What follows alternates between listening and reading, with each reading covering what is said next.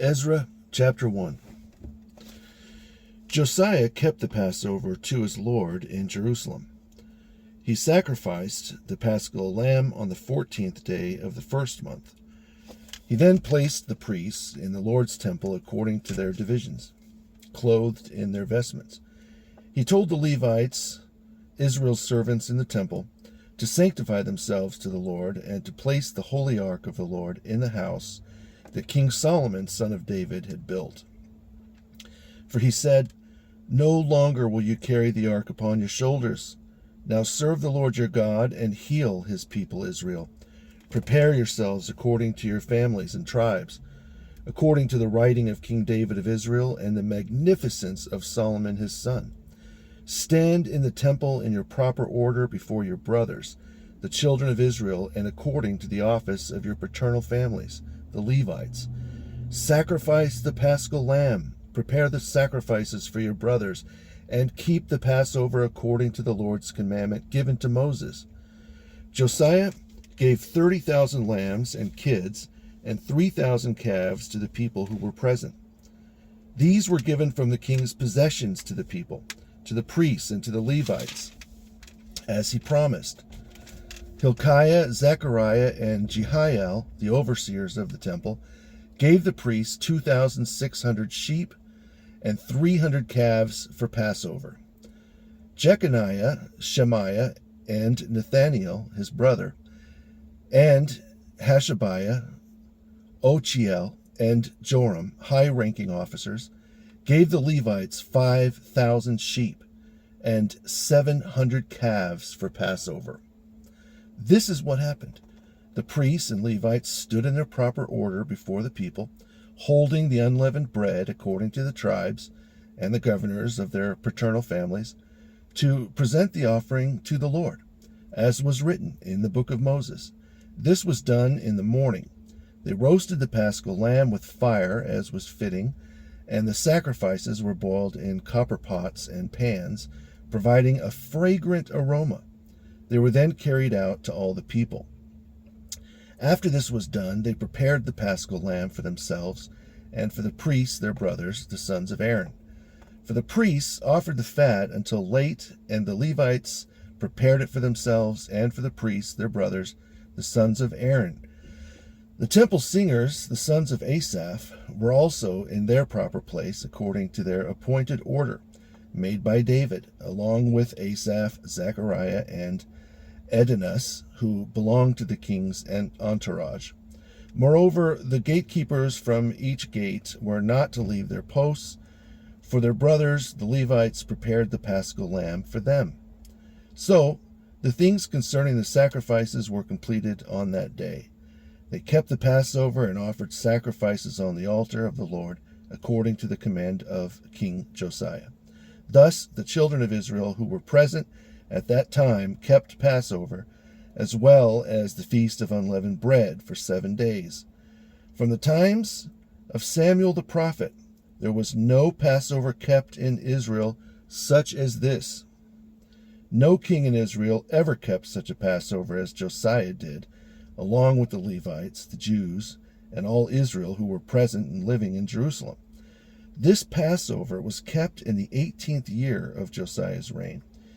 These works of Josiah were upright before the Lord, for his heart was full of godliness. The events that took place in the days of Josiah were recorded long ago. They concerned those who sinned and acted impiously against the Lord, even more so than any nation and kingdom. For they grieved him extremely, so the words of the Lord came against Israel. Then, after these acts of Josiah took place, Pharaoh, the king of Egypt, went to make war at Carchemish on the river Euphrates. So Josiah went out to encounter him. Then the king of Egypt sent word to him, saying, "What do we have to do with each other, O king of Judea? I was not sent against you by the Lord God, for my war is at the Euphrates. The Lord is now with me, and the Lord is hastening me onward. Therefore withdraw from me, and do not be in opposition to the Lord." Josiah, however, did not turn back his chariot, but tried to fight against him. Thus he did not heed the words of Jeremiah the prophet from the mouth of the Lord.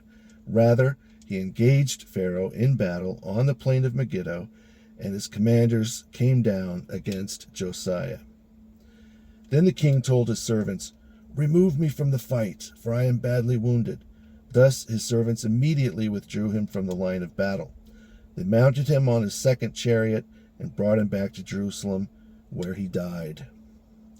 So they buried him in the tomb of his forefathers. They mourned over Josiah throughout all Judea. Jeremiah the prophet also sang a lamentation on Josiah's behalf. Even to this day the chief men and the women make lamentations for him, for it came to pass that this was to be done perpetually throughout the entire nation of Israel. These things are recorded in the book of the histories of the Judean kings. Now everything Josiah did, his glory, his understanding in the law of the Lord, both his prior accomplishments and things now related, are recorded in the book of the kings of Israel and Judah. The men of the nation took Jeconiah the son of Josiah to succeed Josiah as king. He was 23 years old. He reigned for 3 months in both Judah and Jerusalem. Then the king of Egypt dethroned him in Jerusalem and made the people pay a fine of 100 talents of silver and 1 talent of gold.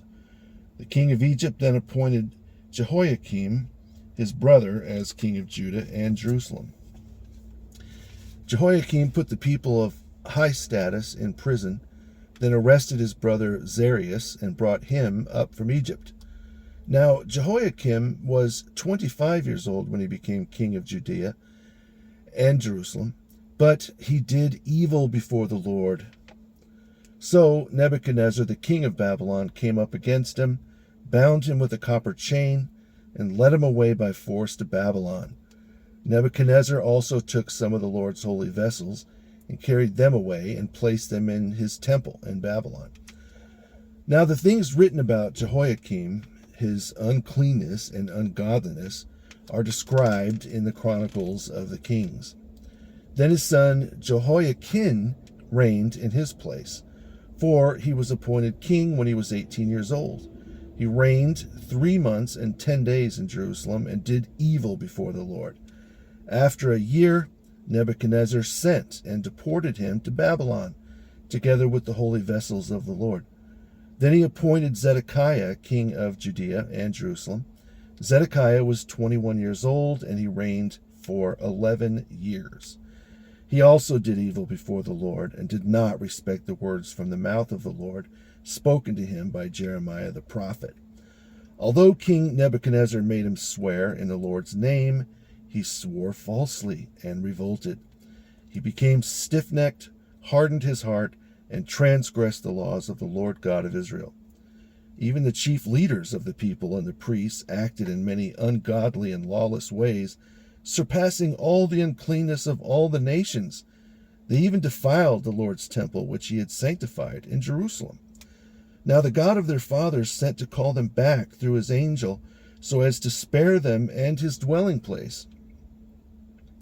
But they ridiculed his messengers, and whenever the Lord spoke, they mocked his prophets, until he became furious with his people because of their impious acts. So he gave the command to bring the kings of the Chaldeans against them. They killed their young men by the sword round about their holy temple. They spared neither young man nor virgin, neither old man nor child, for he handed over all into their hands. They took all the large and small holy vessels of the Lord, the ark of the Lord, and the king's possessions, and carried them off to Babylon. They burned the Lord's house, broke down the walls of Jerusalem, and set the towers on fire. They made all its glorious things to be worthless, and led away the survivors to Babylon with the sword. They became servants of the king and his heirs until the Persians began to reign, in fulfillment of the Lord's word by the mouth of Jeremiah, which said, "Until the land has enjoyed its Sabbaths, it shall keep its Sabbath the entire time of its desolation, until the fulfillment of 70 years.